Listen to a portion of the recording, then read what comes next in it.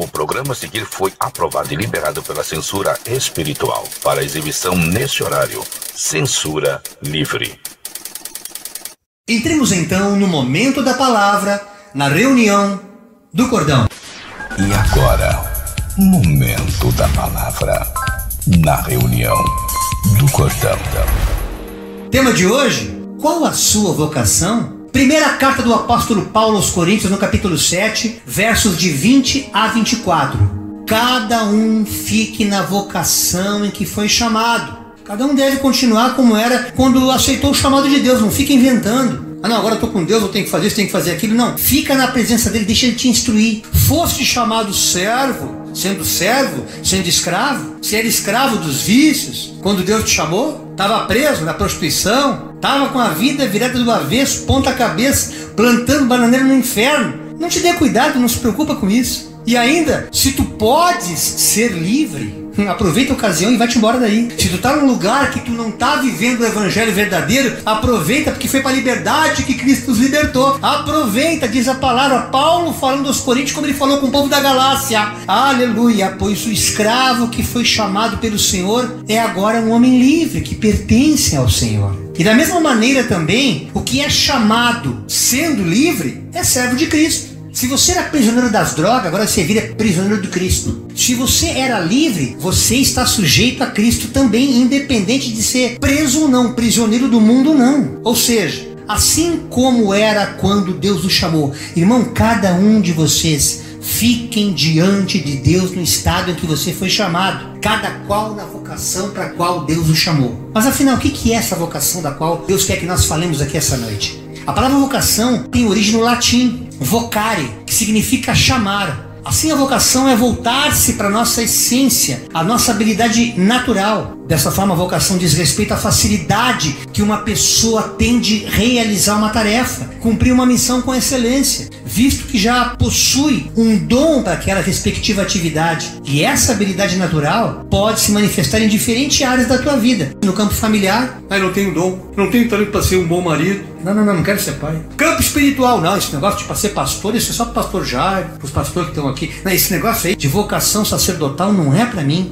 Você fica naquele conflito, naquela angústia, aquela coisa interminável que na verdade tudo depende da tua programação mental em fazer a vontade de Deus, ou seja, é uma programação que parte da mente pro espiritual. E a partir do momento que você entende isso, não vai precisar nem teste vocacional para você entender o que Deus quer contigo. Eu lembro na minha infância, eu conversava com a pastora Denise lembrando disso, eu desenhava e desenhava bem, irmãos. Os professores flagravam fazendo caricatura deles. Eu no meio da aula desenhando assim, uma facilidade muito grande. Hoje eu não consigo, perdi o traço, a gente perde o traço. Eu fazia desenhos animados, a Pantéria Cor-de-Rosa, o Mickey, Fred Flintstone, Barney, tudo isso eu desenhava. Agora tá chegando aí a Semana da Pátria, o Jairo era o convidado a fazer os cartazes que ficavam nas paredes. E modéstia à parte, eu desenhava bem, irmãos. Tava lá o Duque de Caxias, Dom Pedro I. Você olhava assim, parecia até um retrato. Perdi tudo isso porque isso foi passando. Com o tempo eu achava que a minha vocação fosse ser desenhista. Aquela história, o que tu vai ser quando crescer? A gente sempre se pergunta. E depois passei para aquela ideia de querer ser ator. Eu gostava de atuar e fui fazer entrevistas. Eu lembro que na ocasião a professora pediu que nós entrevistássemos alguém da área que nós gostaríamos de ter como profissão, por profissão. Eu lembro que eu entrevistei o ator Jairo de Andrade, que é o diretor do Teatro de Arena. Aquela entrevista valeu para eu entender que a gente estava olhando pelo que a gente vê na mídia. Não, ser famoso, ter realmente uma carreira, eu vou poder ficar rico, vou poder ter carro importado, aquela infância, aquela imaturidade, aquela coisa precoce. E esse homem no Teatro de Arena, ele me ensinou muita coisa numa entrevista que aquilo ali marcou demais a minha vida. E eu entendi que não era negócio para mim atuar. E a música já gritava na alma antes. Desde criança, a música nesse processo todo, apesar do desenho, apesar do teatro, a música era muito presente na minha vida. Muito antes de eu participar dos inúmeros festivais, de todo o currículo que eu já apresentei em alguns vídeos aqui até do Cordão. E eu lembro que a música começou, eu mal sabendo tocar instrumento, mas eu cantava batucando em latas. Ou seja, eu percebo hoje que a comunicação ela já veio na minha vida como algo natural. Então, muitas vezes, a gente insiste em alguma coisa, seja por influência da família, ou influência dos amigos, ou algum sonho que a gente carrega frustrado, sendo que a gente não tem inclinação nenhuma para aquilo. Ou então, o dia a dia faz com que nós, muitas vezes, fiquemos reféns de empregos, de trabalho, de coisas que a gente nem gosta. Mas nesse processo de nos submeter para a sobrevivência, muitas vezes acaba despertando talentos que nós nem sabíamos que tínhamos. A gente vê pessoas aí hoje fazendo coisas que nem esperavam que um dia fosse fazer. E eu vejo por mim, irmãos, que eu jamais imaginei que eu fosse capaz de pregar a palavra. Mas já havia dentro do meu DNA um dom que Deus já havia colocado, que é o dom da comunicação. Independente em que área eu atuasse, eu ia me dar bem. Podia ser até advogado. Qualquer coisa que tenha a eloquência de falar, para mim é natural, é como respirar. E na música também, essa multiforme graça, porque tudo isso é graça, é favor imerecido. É tudo dom de Deus, tudo vem de Deus. Então, nessa carreira musical que eu tive ao longo da minha vida,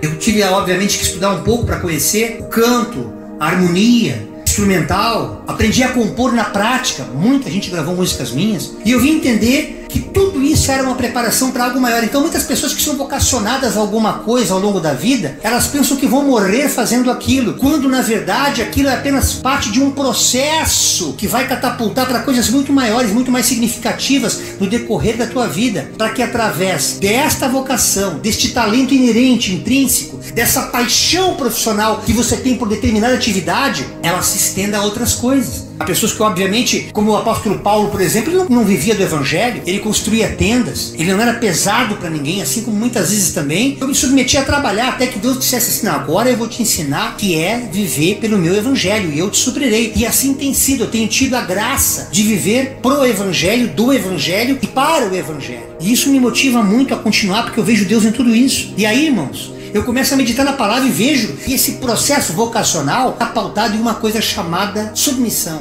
em servir o próximo. Porque se você não entender que esse processo vocacional tem que estar balizado por um chamado que é algo divino, porque ninguém chama-se a si mesmo. Esse chamado é de fora, ele vem de Deus, do nosso Criador. Por isso que ele nos chama, com o propósito de nós sermos exaltados através dele. E ele ser exaltado em nós também. Nós seremos aqui honrados naquilo que a gente faz. Pô, o cara trabalha bem em tal área. Pô, o fulano é muito bom profissionalmente naquilo que ele faz. Toda a honra e toda a glória é dada àquele que nos deu esse talento. E é assim que a gente aprende a desenvolver essa submissão a Deus, esse processo de glorificação. E é nisso que a gente vai falar aqui essa noite. Quando, por exemplo, no Evangelho de Mateus, no capítulo 20, verso 28, o texto nos diz: pois nem mesmo o Filho do Homem, que é assim que Jesus se chamava, veio para ser servido, mas ele veio para servir e dar a sua vida em resgate por muitos. É interessante esse texto que ele não fala resgate por todos. Aí eu fiquei pensando, se Deus não faz acepção de pessoas, que negócio é esse? Aí você tem que ler a palavra, tem que ler a escritura para entender o que Deus quer falar. Na segunda carta do apóstolo Pedro, no capítulo 3, verso 9, na verdade,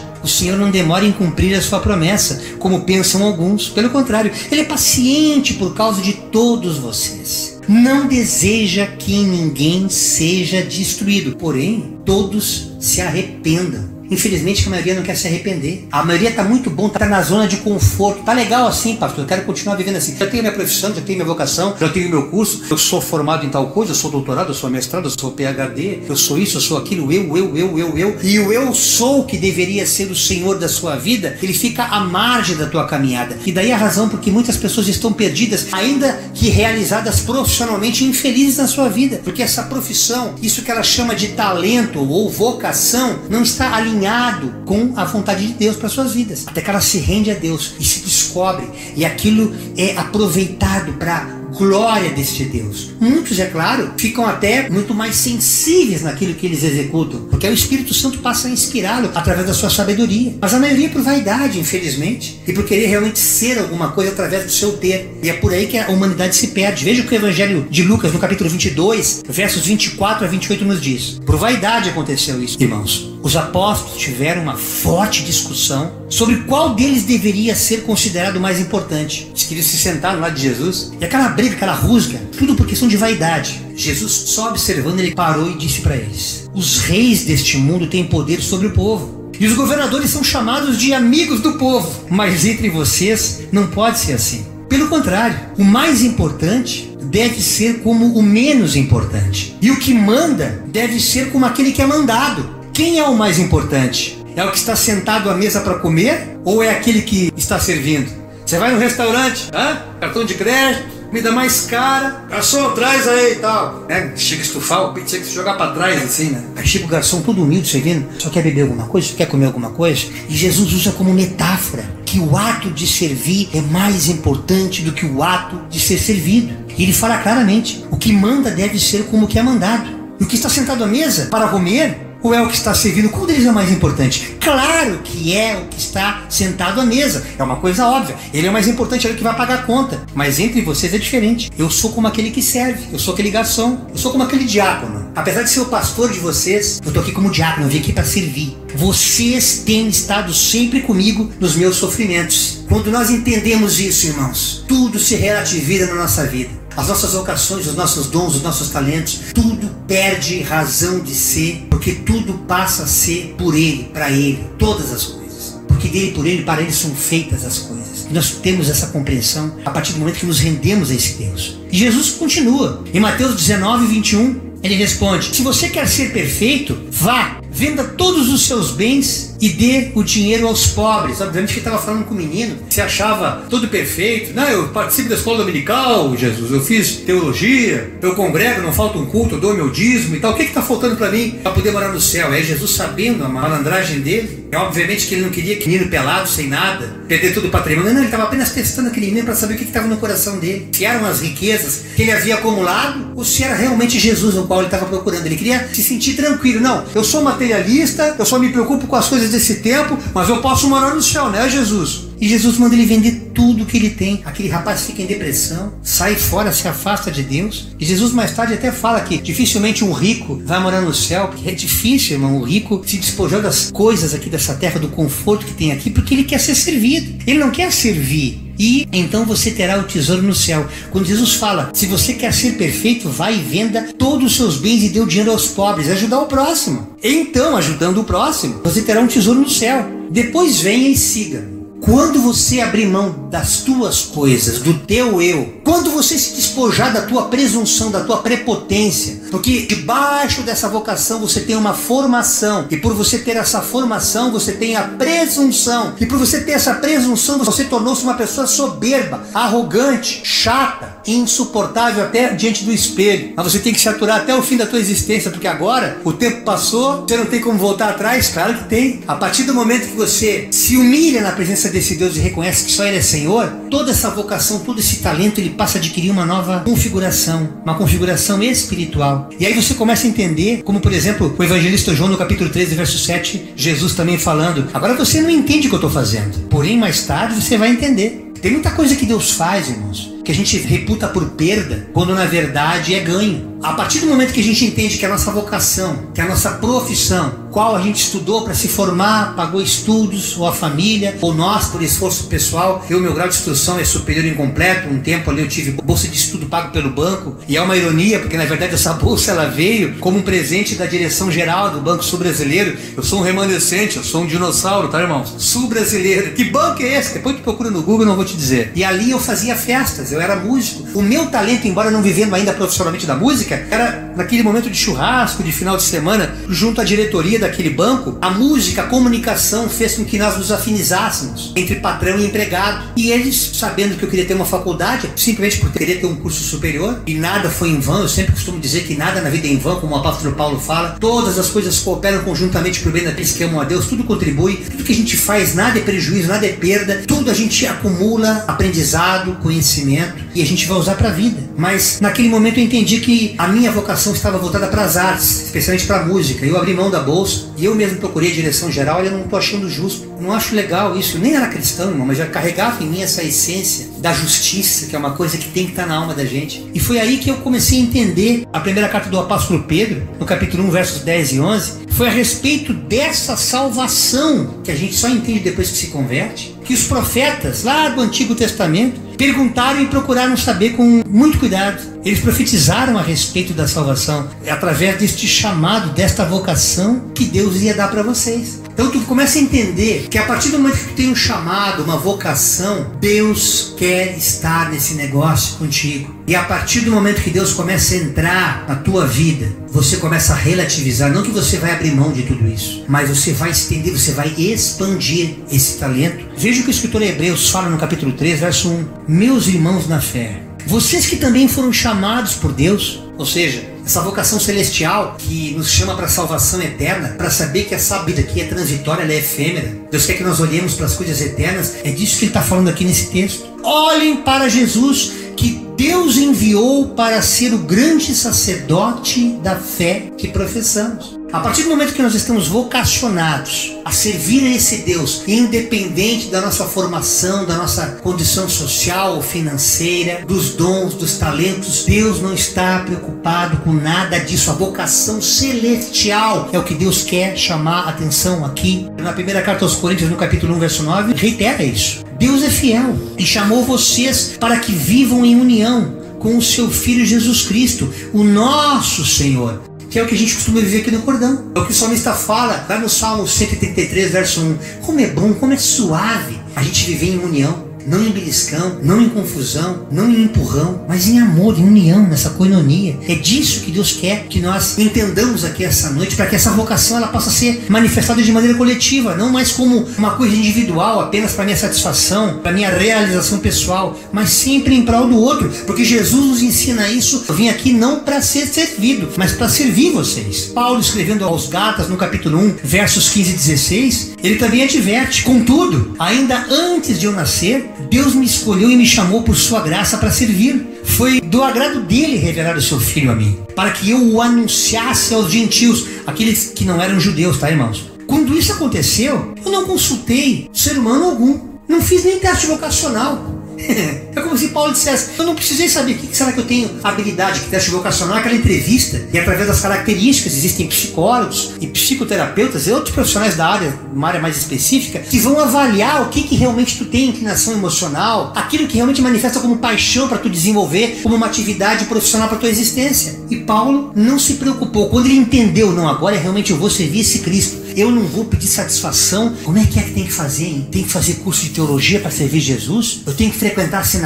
Não. Homem nenhum, não teve ser humano nenhum. Quando nós buscamos, irmãos, entenda, isso é uma chave espiritual que Deus nos revela aqui essa noite. Eu não estou inventando a roda, mas estou trazendo à luz tudo aquilo que estava em oculto ao teu entendimento até aqui. Há pessoas que estão perdendo tempo na vida, até em profissões erradas, em atividades erradas, porque não perguntaram para Deus se essa atividade, se isso que você reputa por vocação é ou não da vontade de Deus, para que Ele possa pacificar o teu coração no projeto que tu está desenvolvendo. A minha música foi um caso muito prático disso, irmãos. Eu entendi que houve um processo na minha vida, houve um tempo, ele não deixou chegar na fama, num reconhecimento profissional coletivo, no meio dos músicos, artistas, mas eu tive um trabalho legal. Eu sou grato a Deus pelo tempo que eu desenvolvi essa atividade, porque eu entendi que havia alguma coisa que me comichava a alma, que era algo muito mais profundo, a partir do encontro com Jesus. Por isso que, se você não tiver um chamado, eu sempre digo isso, e não quero ser redundante aqui, mas é necessário que eu repita: enquanto você não tiver um encontro real com Deus, aquele encontro que vai mexer com a tua estrutura, aquele encontro que você vai parecer arroz de terceira, parece que ele te quebra inteiro. Sabe quando você faz uma força muscular, você tem que tomar até remédio relaxante muscular no dia seguinte? Deus mexe na estrutura da gente quando esse encontro acontece. Ele mexe na carne, não é só na emoção, não é só no teu psique, não é só no teu cognitivo, não é só no teu psicológico, não é só no teu intelecto. Você está entendendo, irmão? Você está entendendo, irmão? Se você não passou por essa experiência, busca Deus de todo o coração, para que você descubra qual é a tua verdadeira vocação a partir do chamado. Porque se você não tiver esse chamado real de Deus, você vai ficar peregrinando, batendo cabeça aqui na terra, perdendo o teu tempo, sendo que Deus tem coisas grandiosíssimas para ti, mas você está batendo cabeça, porque você quer fazer tudo do teu jeito, não entendendo que ao nos submetermos a Deus, Ele clareia tudo, e você poderá ser um profissional da tua área, não necessariamente um religioso espiritual, para poder viver a prática do Evangelho. Você vai poder ter a sua profissão, como nós temos aqui professores, serralheiros, jogadores, técnicos, tantas pessoas que trabalham nas suas profissões, mas estão entendendo a necessidade de trazer Deus para a sua vida, para que essa vocação seja aprimorada, ou quem sabe, transmutada para coisas muitíssimo maiores. Veja que o mesmo apóstolo Paulo fala na primeira carta aos Tessalonicenses, no capítulo 4, versos 7 e 8. Deus não nos chamou para vivermos na imoralidade, mas para sermos completamente dedicados a Ele. Portanto, quem rejeita esse ensinamento não está rejeitando um ser humano, mas a Deus, que dá a vocês o seu Espírito Santo. Eu fiquei pensando, Senhor, por que tu está fazendo eu falar essa palavra? Por que o Senhor me incomodou para colocar no esboço isso? Já houve pessoas que nos procuraram, irmãos. Estavam nesse tipo de vida, perdido, na imoralidade mesmo, mas ao mesmo tempo preocupado com a sua vida profissional. A partir do momento que conseguiu encontrar um emprego na área que queria, continuou na sua vida imoral, continuou na sua vida dissoluta, não entendendo que a aflição que sobreveio sobre essa pessoa era como um chamado, um chamariz, uma advertência para chamar a atenção de coisas maiores que Deus quer mostrar para essa pessoa. Mas essa pessoa não quis entender, porque achou que era uma advertência humana. O pastor não sabe nada, o negócio dele é Bíblia. Mal sabendo ele, como eu falava com os pastores Salvador e André, só nós sabemos onde é que a gente veio. Só nós sabemos a gandaia que a gente viveu nesse mundo. Você veio com a farinha, a gente já está com o bolo até partido já, irmão. Experiência de vida. E a gente fica triste porque não precisava passar por isso. Porque você rejeitou esse ensinamento pensando que é um ensinamento humano, quando na verdade é Deus nos usando para que através do Espírito Santo você possa adquirir uma nova vida.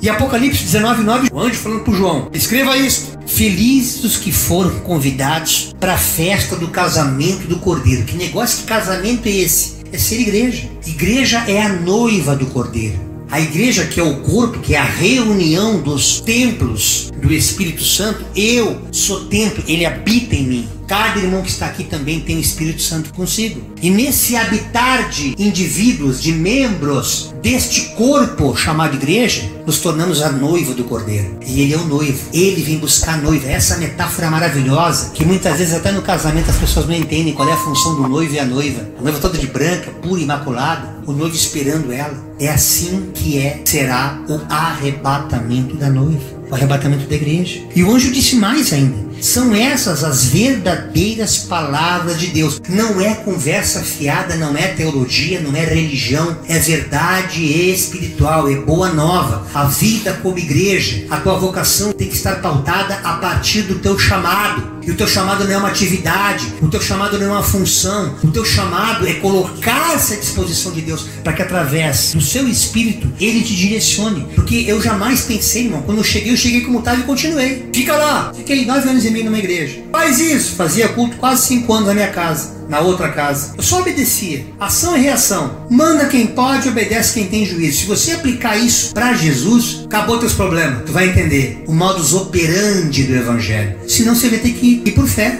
Tu não vai entender agora, tu só vai entender depois, mas tu vai ter que obedecer. E eu comecei a entender que Deus queria fazer algo maior, mas a minha presunção tinha que cair por terra. Foi aí que eu entendi que eu tinha que realmente buscar mais esse Deus, perseverar e entender Ele, para que eu pudesse ter uma natureza diferente. Perseveremos na vocação para a qual Cristo nos chamou, para vivermos o hoje, porque se nós não perseverarmos nessa vocação, no que diz respeito à salvação, você vai participar de reunião do cordão, vai assistir aos nossos muitos vídeos no nosso canal do YouTube, participar de algumas reuniões aqui pelo Facebook, mas vai continuar na mesma vida. Porque se você não aplicar tudo que nós estamos ensinando para você, você vai continuar preso, por mais que nós sejamos testemunhas. Veja o que o escritor Hebreus fala no capítulo 12, versos 1 e 2. Portanto, visto que estamos rodeados por uma nuvem tão grande de testemunhas, joguemos fora tudo que atrapalha e o pecado que tão facilmente nos enreda. Para com essa sacanagem, para com essa baixaria, para com essa ganância, para com esses vícios,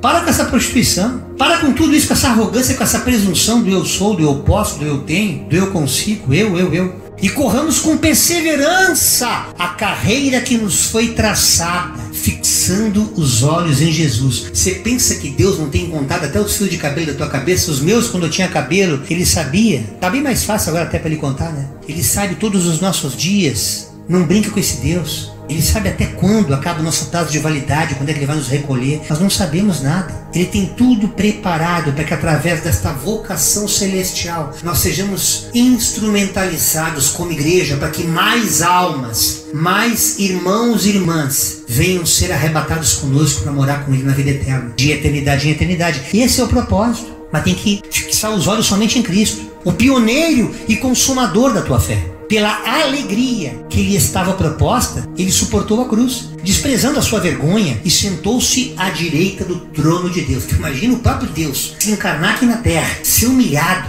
torturado, crucificado. Mas o que trazia alegria nele? O que muitas vezes nos alegra, nós irmãos, que muitas vezes a gente fica trocando informações aqui, seja na tribulação, especialmente na área da saúde, enfermidades, situação financeira que às vezes aperta, a gente vai passar, mas já começa a ver uma alegria inexplicável, uma alegria pacificadora, a mesma alegria de Jesus Cristo que fez com que ele suportasse a cruz, para que ele pudesse desfrutar da ressurreição, quando o Espírito Santo vem e o ressuscita, o arranca da morte. E é isso que Deus propõe pra gente, porque uma vez crucificado com ele, nós ressuscitaremos com ele. Veja o que a primeira carta do apóstolo Pedro, no capítulo 2, versos 9 e 10 nos diz: mas você que está aí nos assistindo, você também é um povo escolhido, um sacerdócio real, não é pouca coisa não, irmão. Preste atenção, olha o que você é. Não foste vós que me escolhestes, mas eu que vos escolhi e vos nomeei para que você vá e dê fruto, a fim de que tudo que você pedir ao Pai em meu nome, Ele te conceda. No meio de tanta sacanagem que tem aqui nessa terra, nós, igreja, somos embaixadores de Cristo nesse lugar. É isso que Deus quer que nós entendamos. Nós somos uma nação separada. Santidade significa separada. Povo adquirido,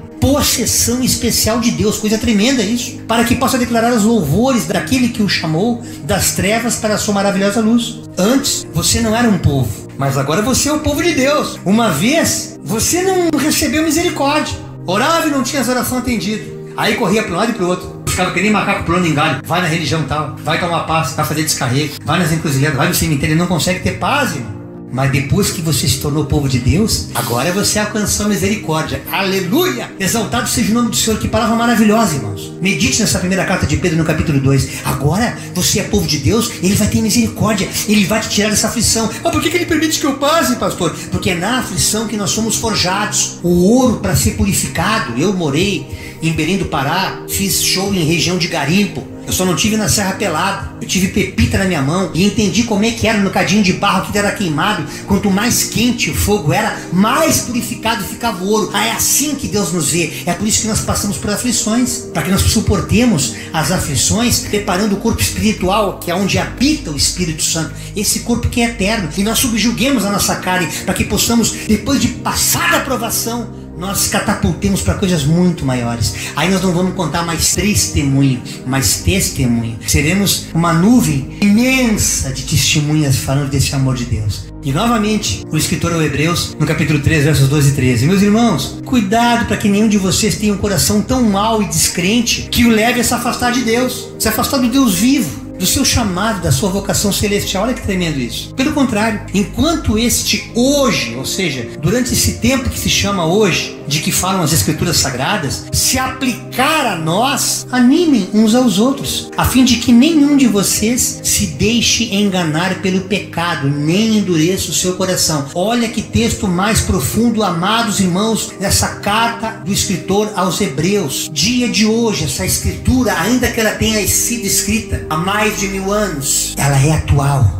E Deus quer que nós a pratiquemos, para que nós possamos viver as maravilhas de Deus, mas não podemos endurecer o coração. Aonde você entrar o teu racional baseado na presunção, como eu falei ainda há pouco, você não vai poder desfrutar disso. E o apóstolo Pedro, na sua primeira carta, no capítulo 3, versos 15 e 16, também reitera: mas em seus corações reverencie a Cristo como Senhor, não como um anjinho, um santinho, mais um no seu altar de Baal, não, como Todo-Poderoso, aquele que está entronizado acima de principado e potestade. É esse Cristo que Deus quer que você e eu reverenciemos. Esteja sempre preparado para dar uma resposta a todos que lhe pedirem para explicar o motivo da esperança que você tem. Já passamos por algumas provas. E a coisa que mais me alegra é contar por que eu larguei tudo que eu larguei para servir esse Deus. Mas tu tinha uma vocação. Jairo, eu vi tu cantando, tu fazia shows e fazia bem. Largou tudo isso para servir Jesus. Que negócio é esse? Pô, tava lá em televisão, fazendo fama. E agora paga para fazer a obra de Deus. Que negócio mais louco é esse? E Deus botando palavra na minha boca. Já também fui afrontado por fariseus. Alguns até que se estribavam em teologia, confrontando a gente com coisas que eu não teria a menor capacidade, mas eu abri a boca e Deus me enchia. Porque o Espírito Santo me deu sabedoria para poder falar as coisas que vêm do alto. E é nessa consciência que eu entendi essa palavra, estando sempre preparado para dar uma boa resposta a todos que lhe pedirem para explicar. Claro que eu comecei a ler a Bíblia,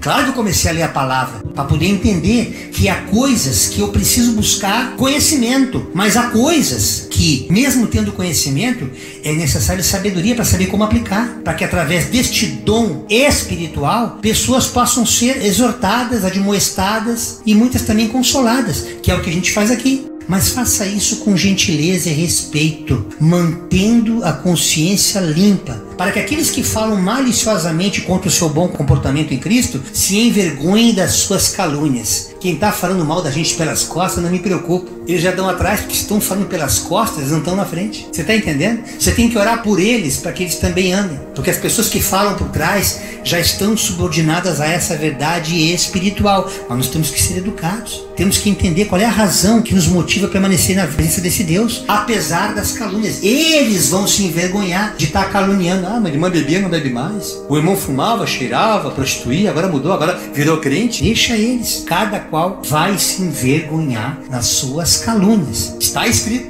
está na Bíblia. Primeira carta de Pedro, capítulo 4, versos 10 e 11. Cada um de vocês deve usar qualquer dom que recebeu para servir aos outros, como mordomos fiéis na graça de Deus, em suas várias formas. Se alguém fala, deve fazê-lo como quem fala as próprias palavras de Deus. Se alguém serve, deve fazê-lo com a força que Deus dá, para que em tudo Deus seja louvado por Jesus Cristo. A Ele seja toda a glória e o poder para todos sempre. Amém. Não interessa o teu chamado, não interessa o teu talento. Tudo que tu fizer nessa terra deve ser para a glória de Deus. Aí tu vai entender esse mistério espiritual, independente do talento, do dom ou da vocação que tu tens, sendo para exaltar Deus na vida do próximo, amando a Deus no próximo, como eu sempre falo. Paulo também escreve aos Efésios no capítulo 4, versos de 1 a 6. Por isso, eu, que estou preso, porque sirvo o Senhor Jesus Cristo, prisioneiro do Senhor, peço a vocês que vivam de uma maneira que esteja de acordo com o que Deus quis quando chamou vocês. Ou seja, a partir do chamado há uma vocação. É nessa consciência que Deus quer que vocês compreendam. Como é que vocês devem se posicionar? Sejam sempre humildes, gentis, bem-educados, pacientes, suportando uns aos outros com amor. Às vezes é difícil, né, irmã? Me dá uma vontade de...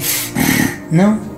Façam todos os esforços para conservar, por meio da paz que une vocês, a união que o Espírito dá. Há um só corpo, um só Espírito e uma só esperança para a qual Deus chamou vocês. Um Senhor, uma fé, um batismo, um só Deus e Pai de todos, que é sobre tudo e por tudo em todos. Glória a Deus por essa palavra. Nos esforcemos para levar o Evangelho até os cascas de ferida, que muitas vezes não entendem esse chamado. Mas Deus nos justifica. Paulo escreve aos Filipenses no capítulo 2, versos 3 a 8. Não façam nada por interesse pessoal ou por desejos tolos de receber elogios. Eu queria um pavão estufado. E como eu sou? Eu prego bem, eu canto bem, eu faço isso bem. Eu sou o cara, esse cara sou eu. Não. Sejam humildes e considerem os outros superiores a vocês mesmos. Que ninguém procure somente os seus próprios interesses, mas também os dos outros. Tenham entre vocês o mesmo modo de pensar que Jesus Cristo tinha. Ele tinha a natureza de Deus, mas não tentou ficar igual a Deus. Pelo contrário, ele abriu mão de tudo que era seu e tomou a natureza de servo, tornando-se assim igual aos seres humanos e vivendo a vida comum de um ser humano. Ele foi humilde e obedeceu a Deus até a morte e morte de cruz. Eu amo essa versão porque ela é muito clara, não tem como você dizer, não entendi, pastor. Essa versão deixa muito clara que o próprio Deus se humilhou, se despojou da sua natureza divina para se mostrar homem, para que ele pudesse mostrar para cada um de nós que por mais que nós passemos por aflições, por mais que nós tenhamos oportunidade, não venhamos ostentar e querer ser melhor do que ninguém. Essa condição melhor que Deus está te colocando, ela tem um propósito, não apenas do teu conforto pessoal, mas de tu abençoar outras pessoas. Segunda carta de Paulo a Timóteo, no capítulo 1, versos de 8 a 10. Portanto, jamais se envergonhe de falar a outros sobre nosso Senhor. Ou seja, independente do chamado da sua vocação, fale sempre de Jesus. E também não se envergonhe de mim, o apóstolo Paulo dizendo. Eu que estou preso por causa dele, por causa de Cristo. Com a força que Deus lhe dá, esteja pronto para sofrer comigo por causa das boas novas. Pois Deus nos salvou e nos chamou para uma vida santa. Não porque merecêssemos, mas porque este era o seu plano desde os tempos eternos. Não é de agora isso. É uma promessa antiga, desde a fundação do mundo. Mostrar sua graça por meio de Cristo Jesus. E agora,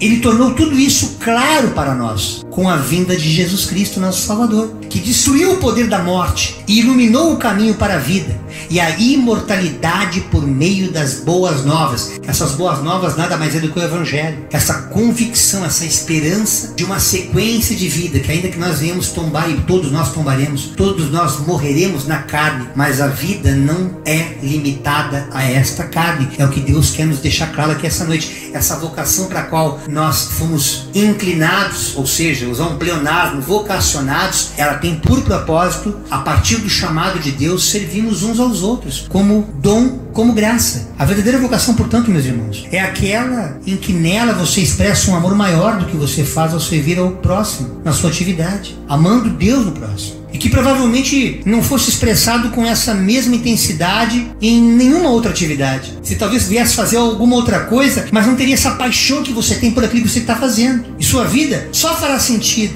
só será plena quando sua vocação for a ferramenta, o instrumento a serviço de Deus, não com benefício próprio, submisso ao chamado dele em sua vida. Nesta consciência, quando a concretização dos seus planos forem, na verdade, a materialização dos planos de Deus em sua vida, você, na sua intimidade com Deus, pode ter certeza, você recitará as mesmas palavras que o profeta Isaías expressou no capítulo 6, verso 8, como ele diz: em seguida ouvi a voz do Senhor, quem é que eu vou enviar? Quem será o nosso mensageiro? Deus perguntando para ele. Isaías respondeu: estou aqui, Senhor, eis-me aqui, envia-me a mim, pode contar comigo. Portanto, irmãos, o que suas mãos tiverem que fazer, que o façam com toda a sua força, pois na sepultura para onde você vai, não há atividade alguma, nem planejamento. Não há conhecimento nem sabedoria, conforme Salomão escreveu no livro de Eclesiastes, no capítulo 9, verso 10. E eu encerro aqui essa palavra em Colossenses 3, 23 a 24. Por isso, seja qual for a sua vocação, preste muita atenção nesse texto. Tudo que você fizer, tudo, faça de todo o coração, como se fosse para o Senhor e não para os homens, sabendo que vocês receberão do Senhor a recompensa da herança. É a Cristo, o Senhor, que vocês estão servindo. Sempre que você ajudar na obra de Deus, ainda que de maneira subjetiva, naquilo que Deus falar para te fazer, faça. Não deixe a tua mente ficar contaminada por causa desses muitos lobos que tem por aí, que tem se privilegiado a custo de exploração de ovelhas. Na verdade vos digo, que aquele que não entra pela porta no curral das ovelhas, mas sobe por outra parte, é ladrão e salteador. Aquele, porém, que entra pela porta é o pastor das ovelhas. A este o porteiro abre e as ovelhas ouvem a sua voz. E chama pelo nome as suas ovelhas e as traz para fora. E quando tira para fora as suas ovelhas, vai adiante delas. E as ovelhas o seguem, porque conhecem a sua voz. Mas de modo nenhum seguirão o estranho.